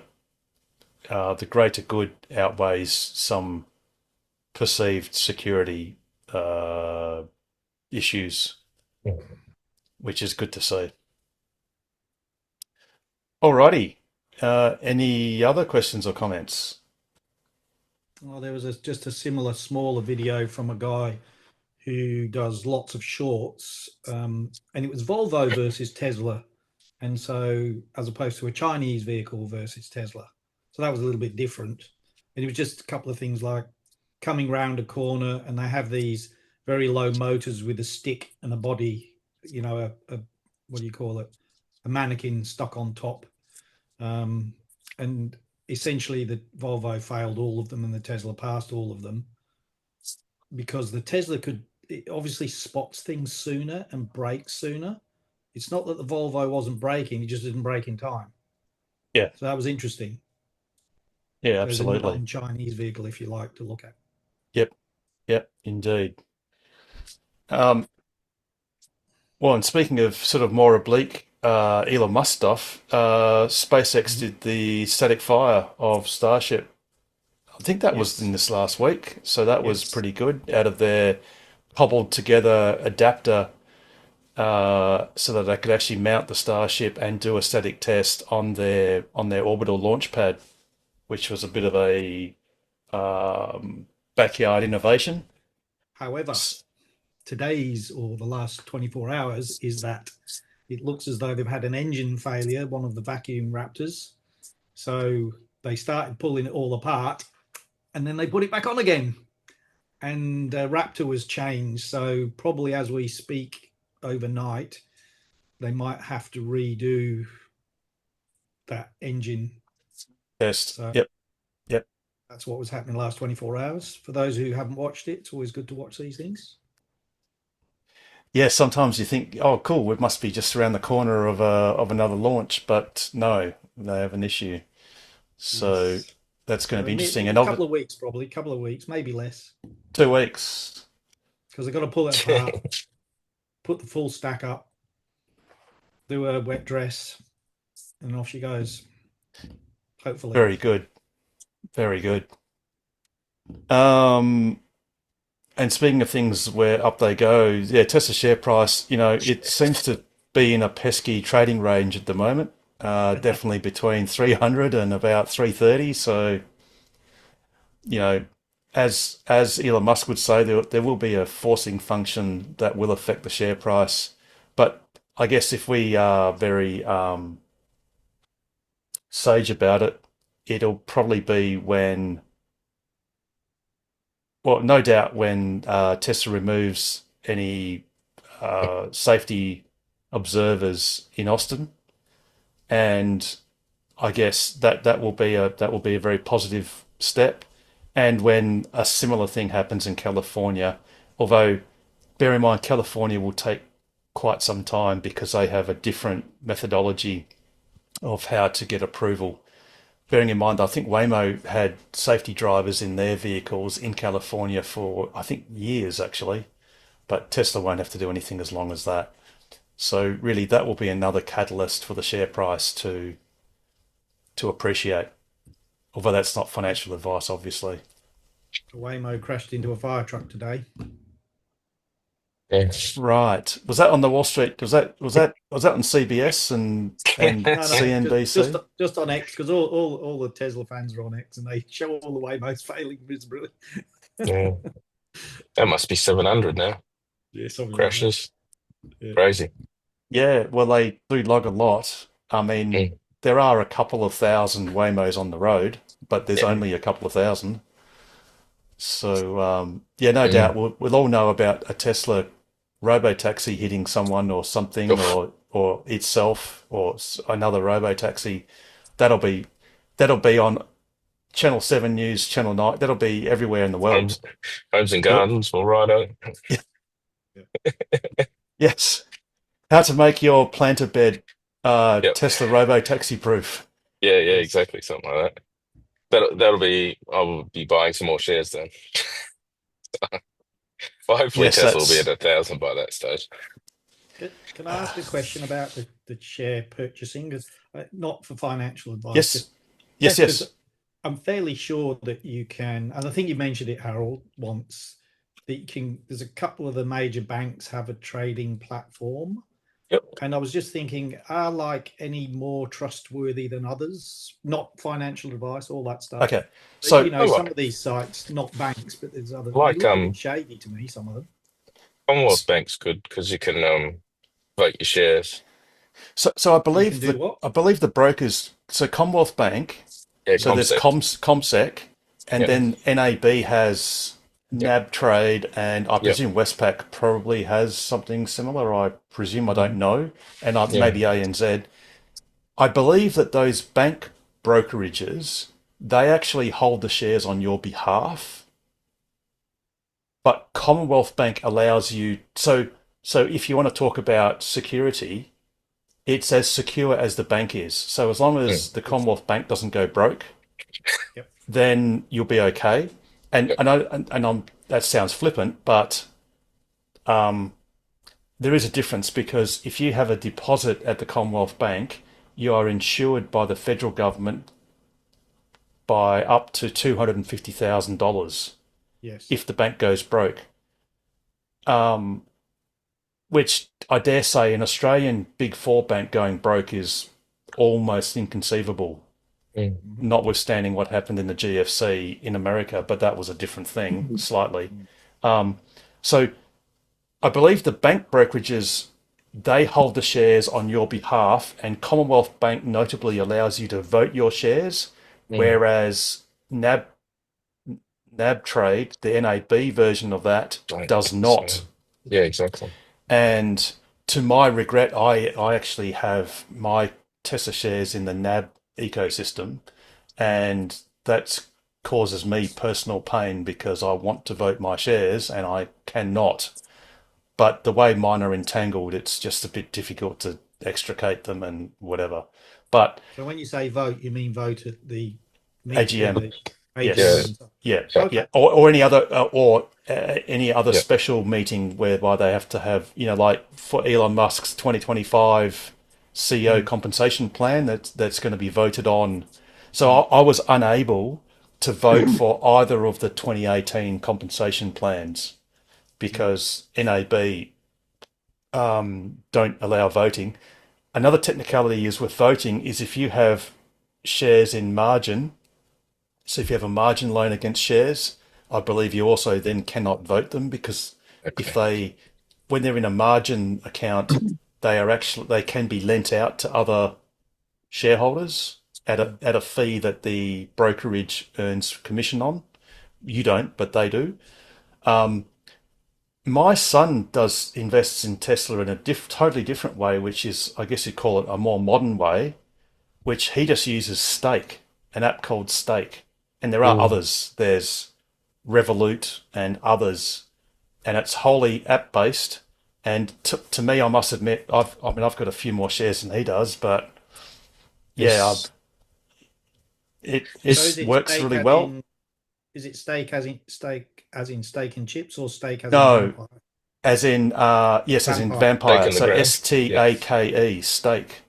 Right. I think Stake votes against normally what the board does. So does it? Yeah, I don't even know how they vote. So yeah, right. Yeah, so I would not. But you can also go through computer share, which actually you'll get the shares. You'll be recognized by Tesla. It's just a lot slower. So if you wanted, say, ComSec, I wanted to get something now, I could do it in less than 5 minutes. But computer shares, it'll take a few days, and their fees are slightly more, not a lot. So if you're not caring about how long it takes to actually get your shares and that sort of stuff, double my money in about 15 months to avoid capital gains, so I can pay for my next Tesla.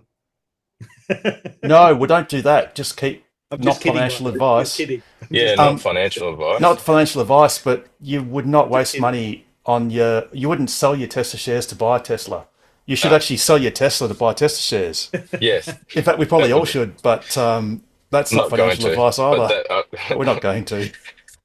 If I got the 100k shares at the time instead of the car, then I would already be retired. But that's Mike, if you not here nor there. Exactly, but if you want to buy just a couple of $100 worth of shares, actually, one thing that one reason why he actually used Stake was because, and I'm sure there are other apps and other. I'll put a table in chat. Brokerages, cool, thanks, James, that can do this. Stake will allow you to buy fractional Tesla shares, so you don't have to cough up $500 per share because it limits the scope because they're about 500 Australian each or 550 or whatever it is. So if you only had, say, let's call it $700, well, you don't have to just buy one Tesla share. You could buy 1.5 or 1 1/3 or something. So they sell fractions of a share, which standard brokers don't. You have to do a whole share.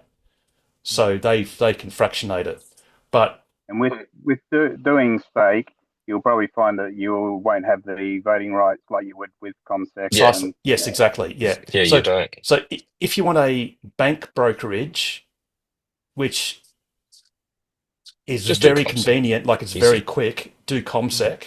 Yeah. Unless there's some other reason that, like I was just in NAB because of historic reasons.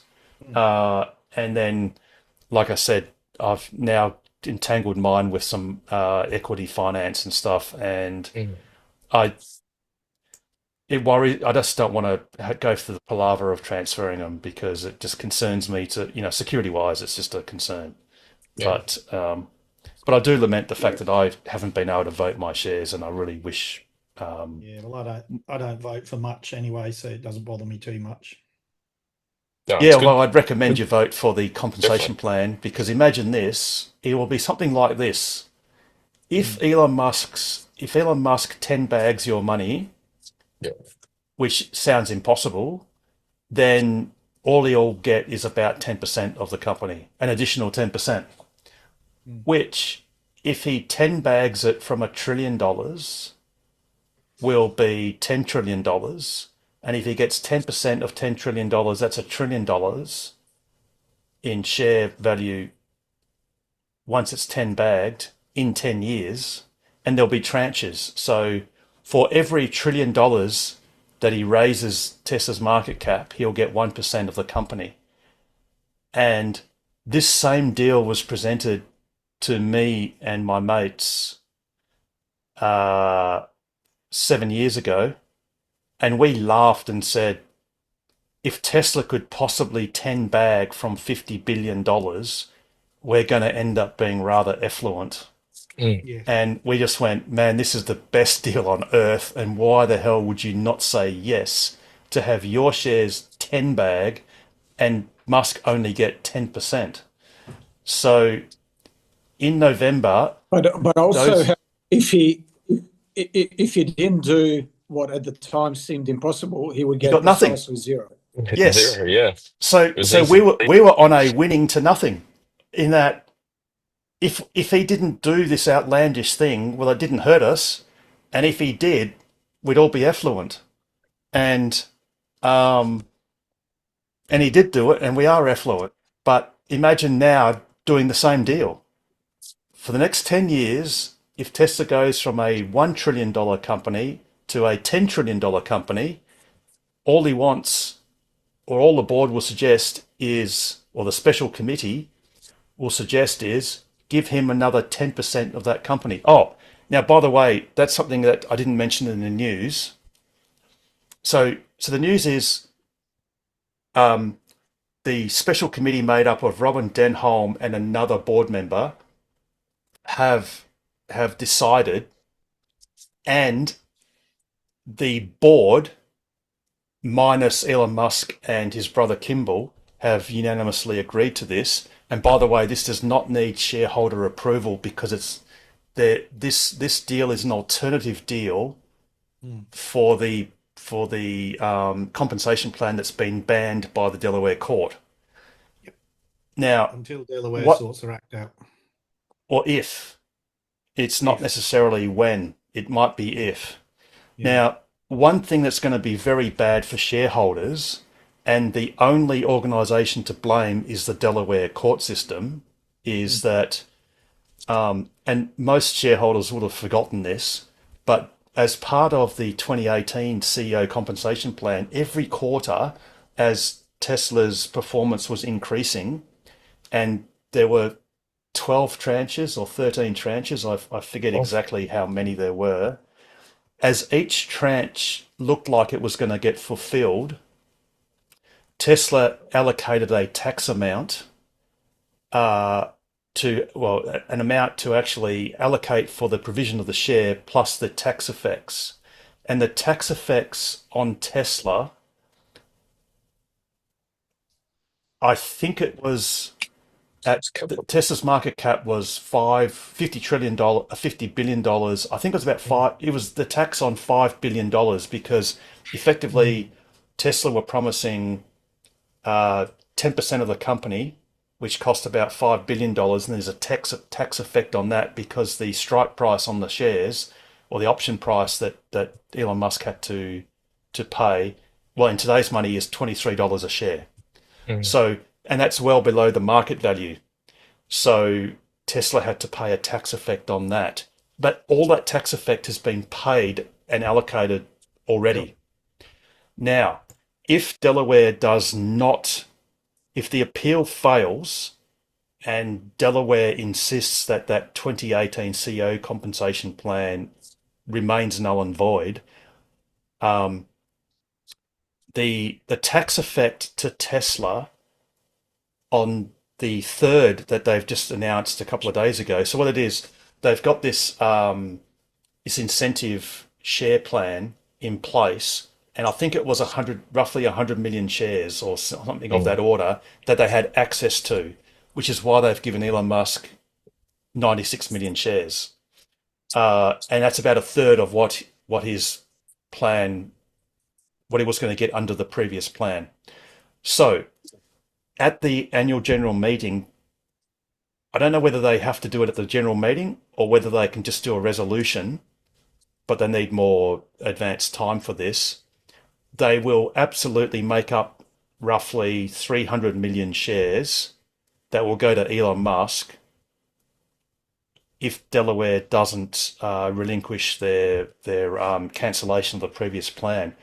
Our problem as shareholders is it will cause Tesla to pay a lot of extra tax because he'll get 300 million shares at a strike price. He has to pay $23 per each of the 300 million shares, but Tesla will have to pay like a sort of fringe benefits tax, but like a tax because they are offering him shares that are worth whatever they're worth in a couple of years' time.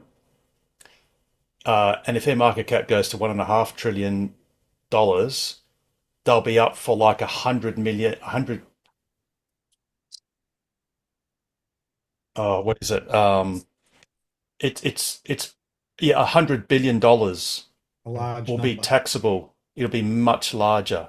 So I don't know what the company tax is though. So it might be, 20 or 30% of $100 billion.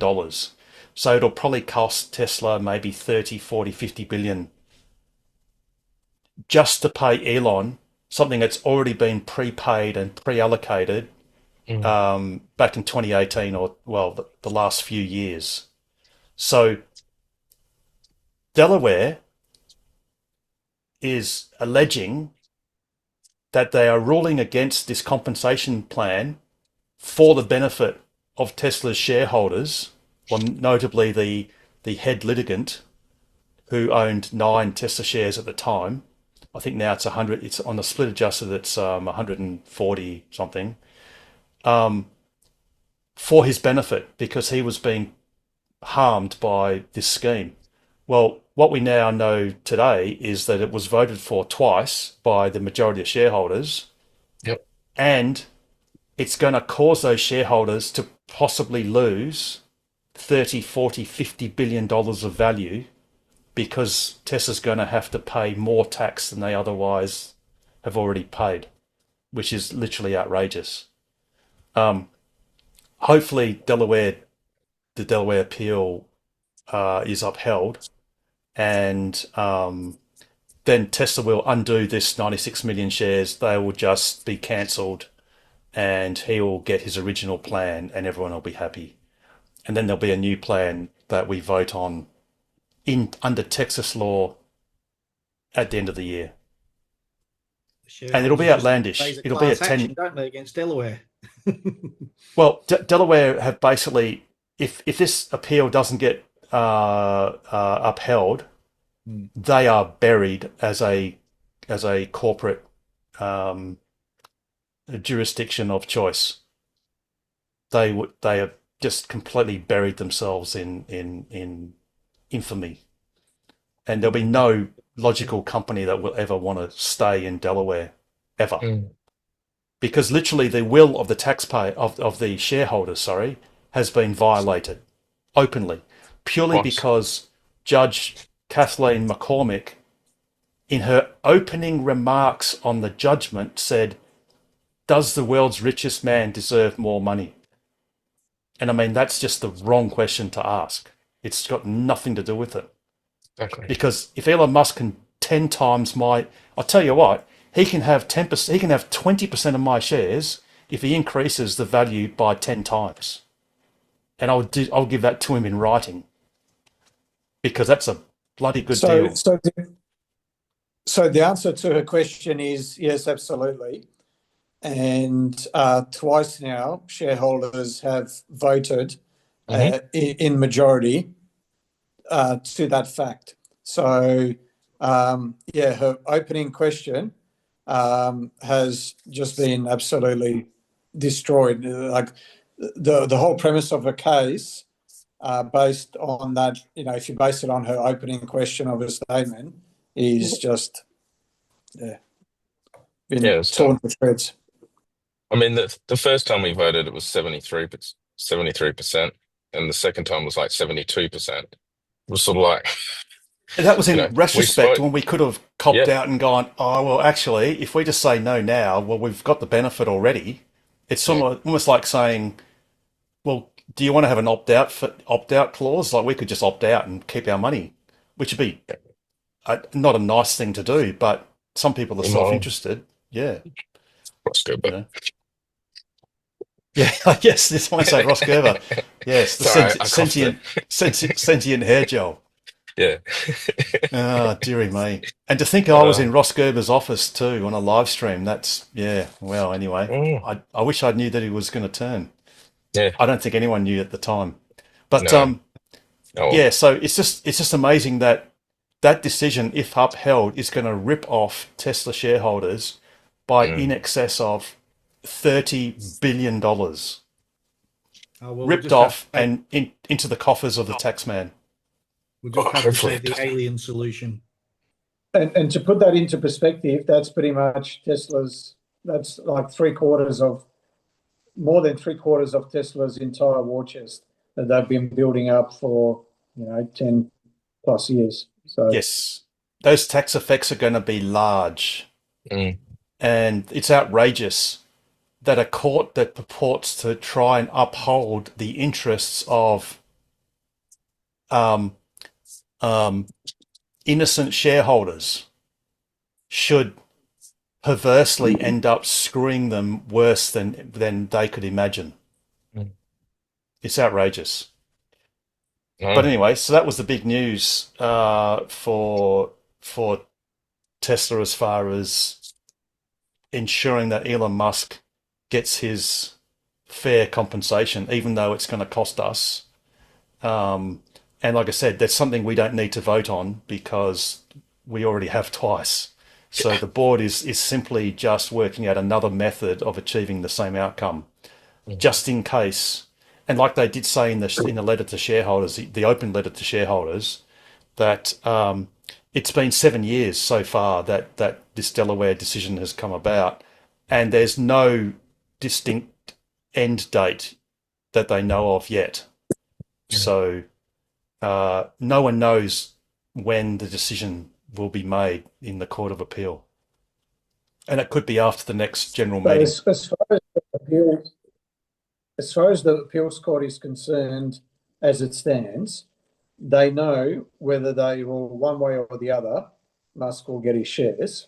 So he either gets them the way he should have got them from the beginning, or he gets them through Texas. So the only effect of their decision is going to be, are you going to rob Tesla shareholders of upwards of $25, $30 billion or not? That is effectively all that they will be deciding. So they can justify it, they can, they can have all sorts of legal explanations for it, but that is the ultimate effect of their decision. So whether it's just to go back to the way it was or rob Tesla shareholders of $30 billion. Now, if the whole purpose of the claim in the first place was to look after the interests of shareholders, then they must do the former and just, Yeah. And for those judges or for that jurisdiction, the spoiler alert is Elon Musk will be the world's first trillionaire, whether you like it or not, and whether you think that that's even fathomable that that's possible. It's what will happen regardless. Elon Musk will be the world's first trillionaire. Yeah. And he deserves it. He's made a lot of millionaires, so yeah. Yeah, and there is that term Teslanaire, and like I said, if Elon Musk 10 bags my shares from today's value, he can easily have 10%. That's a screaming bargain. In fact, even 20% is a screaming bargain. I could hold that 20% for you then in the meantime. No, I can't. It's all jammed into an equity account in NAB. Oh, dearie me. Oh dear. So there was a post today, I think, basically saying that along the lines of if you held something like 450 odd Tesla shares, then it'll soon be worth $1 million, and sort of Elon agreed with that. Yeah. Yep. Yeah, Cool. 150 cents worth at the moment. Yeah. That's right. It's the numbers get pretty crazy pretty quickly. And which analyst was it that said, "Oh, well, going by what Optimus may do and robotaxis and all that sort of stuff, it's conceivable that Tesla's share price could be $6,000 per share, which in the pre-split times is $90,000 a share, which if you bought shares, say back as late as 2018, you could collect for about less than $300 a share. So you're going from 300 to 90,000 in the old money, which is a 300x. So if you bought $1,000, there's $300,000. If you bought $30,000, there's $3 million. It just becomes quite ridiculous. If you bought $500,000, there's 450. Hang on, $150 million, which is just ridiculous. If it that's a hit lot of money. 6,000, it hit 6,000. Drinks are on me for a week.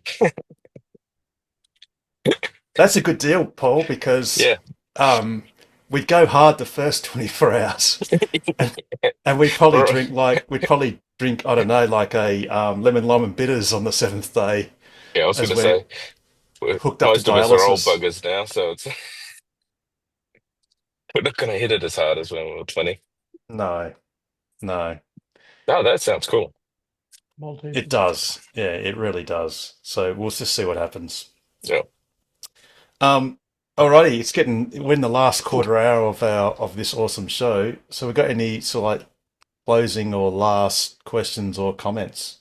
A few last comments. I just put a link that I happen to be listening to Freakonomics this week, and they've done a rerun of Why Delaware Rules the Wave, and it's breaking down badly for them.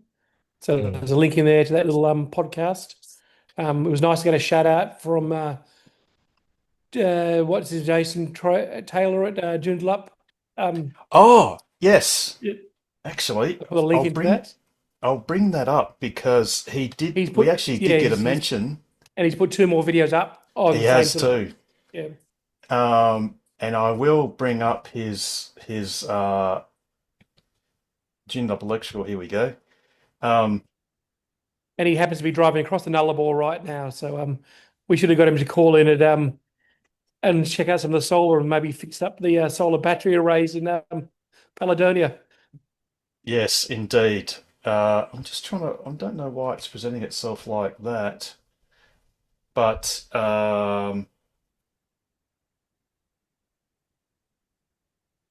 that's a day ago. No, that's interesting. His one of his recent videos. Oh, there's 8 more. Sorry. Here we go. It was one that he filmed in the dark, and that was massive news from Western Power, plus how much solar inverter capacity can I have in Perth? So we got a mention because he was basically answering some of the questions that were posed. And then you can see a rather interesting thumbnail there of why can't I have an inverter size I want and how to cheat the system, which was really just that video that I sort of brought up that he filmed in 2J with that Signetics or whatever it was inverter, which is rather expensive.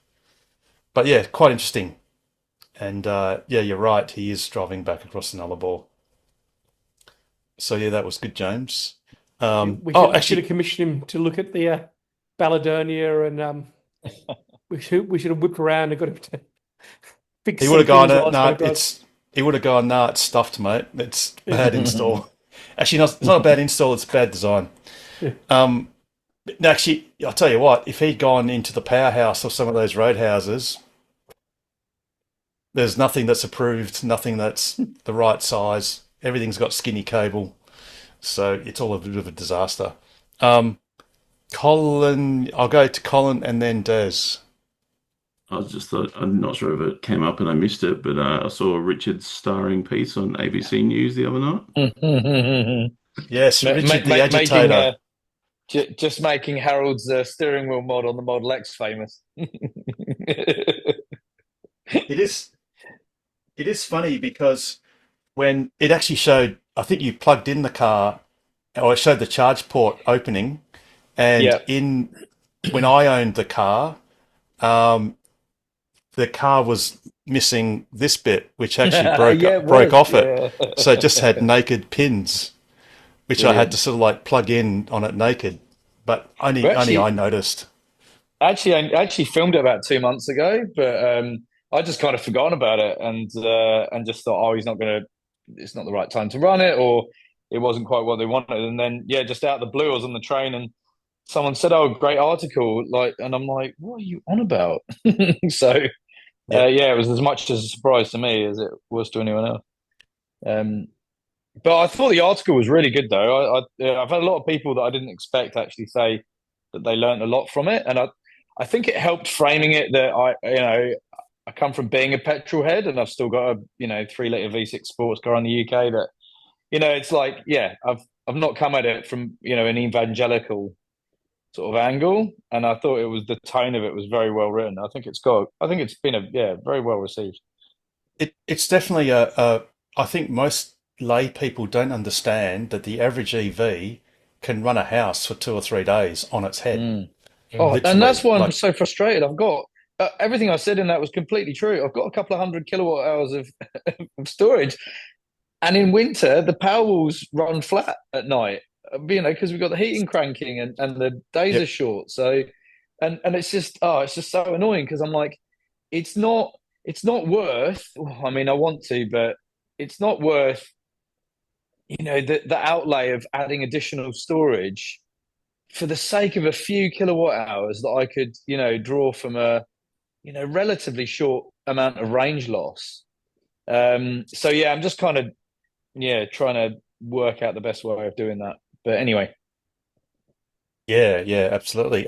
Mike, you just asked if there's a link to Richard's article. It's just the ABC. So if you go ABC News, if you type in ABC EV just into Google, that should bring up both the article and the news and the ABC News segment. Yeah, perfect. I think the only question really is, has Tesla made contact? I want them to bring out flipping a bi-directional DC charger that integrates to the gateway and the Powerwalls. Because this is the problem, that I don't know how a system from a bi-directional charger from another manufacturer would integrate with the Tesla app and the gateway and the Powerwalls. So that's and it's a lot of investment to find out that it doesn't. It basically wouldn't interact seamlessly, but there'd be an interaction. I know Sig Energy definitely have one. It's a 25 kilowatt. They do a brick system whereby you have a top inverter controller with your PV input, and then you've got your battery blocks, which are just wired in series, and you can add another block, which is a 25 kilowatt DC charger / discharger. Right. And technically that would sort of work with the Tesla's off-label, which Tesla could make it stop working at the stroke of a software update, because it can detect the fact that it's discharging rather than charging. But right, yeah, okay. I mean, I dare say if it did work, Richard, then you'd do a lot more visits to Coogee. But the thing is, like I've said this before, it's not worth my time. It's not worth, like, I've got 2 young kids, man, like, and a busy job. It's like it literally, if you worked out my like hourly rate, it's like it's dollars. Like, what I would receive back would be dollars. Well, speaking of which, Rob Dean actually told me that according to PlugShare, the Curtin University 50 kilowatt tritium charger, which sadly is for free, is PlugShare's 3rd most plug shared site on Earth. What? on Earth. Far out. It is the third ranked location for check-ins on Earth. Wow. Which just proves the tragedy of the commons. If you provide something for free, people will flock to it and hoover it up at all hours of the day. Des, you got your hand up. Not asking for answers on the insurance, but just got my insurance renewal and basically... I'm sorry. Yeah, that's about it. In real terms, it's double. Is that just for EVs or is it across the board because of natural? No, it's insurance companies. What it seems is when a natural disaster occurs, all the reinsurance companies up their premiums because they have to, and it seems to get spread evenly across all policies, and cars are one in particular. So car insurance is just gone through the roof ridiculously. However, what you should do, and a lot of people have recommended this, is insurance companies do not value loyalty. In fact, they exploit loyalty. So if you are loyal to an insurance company, you will get higher and higher premiums. So what you should do is shop around. Some people have... And it's pretty similar. Yeah, yes. Surprised. I'm guessing it's at the $2,000 mark, or it's getting up to that sort of level. Yeah, it's getting close to that. Yeah. Yeah, which is ridiculous. Yeah, RAC, and I thought, no, they're really doing the loyalty thing, but no. Well, you're paying NRMA rates now. Yes, and one thing that people have said that they reckon has worked is if they actually go into the RAC as a stranger, use a. I tried that, didn't work. Yeah, okay. But Des, I can strongly recommend call Shannon's and get a quote from them. Yeah, because I tried looking online. I renewed my insurance for under $1,200 a couple of months ago. Wow. For a Model Y. I can back that up. I heard Colin say that, and I rang him up, and I knocked another $750 off as well. Yeah, you got to ring them up to do it. You have to ring up. For whatever reason, Tesla doesn't show in their drop-down list on their website. But if you give them a call, it's pretty quick and easy. And everyone I know that's done it has got under $1,200. Okay, I'll try them. Thank you. That's amazing because, I mean, I always presumed, I guess everyone else did too, that Shannon's was like a specialist, expensive insurance company for if you've got a classic veteran car that you drive on a Sunday, that's where you insure it, because the other mainstream companies won't. But that's remarkable that they have significantly less premiums than the mainstream companies. It's remarkable. Well, surely we've got to ask RAC what happened to the 1.4 billion they got for selling to NRMA and why why the premiums have gone up to NRMA rates. Because I bet the RAC is getting kicked back on every policy at the moment. Yeah, there's no such thing as a not-for-profit anymore. Someone's making money out of it. Yeah. I think some serious questions should be asked of RAC and RMA as well. Yeah, absolutely. Absolutely. No, great question. I mean, very frustrating one at that because for many years, WA was in this amazing bubble of getting very reasonable rates, and now we're copying the same rates as those in the over east, where they have to suffer things like black ice and other dangers, where we don't have any of that. Yeah, I think they're spreading the love. Yeah, I think that, and that's exactly what's happening. I think if it floods in Queensland, then car insurance in WA goes up. In fact, anything that happens, WA car insurance goes up. It's outrageous. It'll still be an interesting question to see what happened to the 1.4 billion. Yeah, too right. Where did that go to all its members? 4 billion. Well, it's meant to be a member organisation. Yeah, we didn't vote. No, they just did it because I would have voted no. So, indeed, yeah, good point there. All right. We're nearly at the end. Anyone got a last question, or we're good to? Paul, can I give you a ring tomorrow? Yeah. I'm having a lot of strife with CommSec trying to buy my shares, and I've had all sorts of strife. Yeah, give us a call. I'll go through it with you. Thanks, mate. Yeah, easy. Cool. All right, we got that little dating dating bit out of the way. Ooh. Guys, So was someone else going to say something? Yeah, go, Mike. Final comment. Good to meet some of you last Sunday. Oh, yes. Yeah. Yes, Mike. Yes. No, that was good. That was at the Mighty Quinn. I unfortunately had to. I had to leave a bit early because I had a rally bash to go to. Well, straight after. But yeah, that was awesome. Very nice in spite of the inclement weather. But that was very pleasant. I'm not sure where our next venue will be, but it'll either be in the eastern suburbs, western suburbs, or southern suburbs. Possibly western. I'm not sure, but yeah, that was really good, Mike. And it was great to meet new people in regular Ask Us Anything regulars in person, and also catch up with the usual suspects, which was great. Very good. All right. Any one last question or comment before we see the show out? A quick comment. India Yes, Norm. has just received their first Tesla Yes. version 4 supercharger. Awesome. Yes, indeed. Was that in Mumbai? I'm not sure. No, that's Yes. Yep. Yeah, it was in Yes. Mumbai. Yes, And it's fantastic. very close to the showroom. Yes, and bearing in mind that India, I think now currently has the world's largest population, so yeah, that's a great initial step to hopefully what will be a great relationship with the subcontinent. So that's pretty awesome. Yeah, very notable, Norm. That's a very good comment. Alrighty, any lasties? No, we're all good. All right, so Pete, how would you round out an awesome show like this as if I didn't already know? You're on mute, In buddy. silence.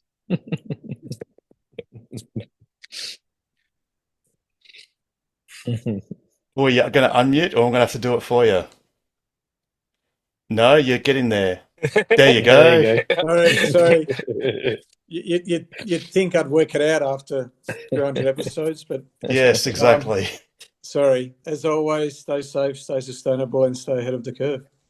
And the best way to do that is buy a Tesla, join TOCWA, and ask us anything about accelerating the world's transition to sustainable energy and abundance.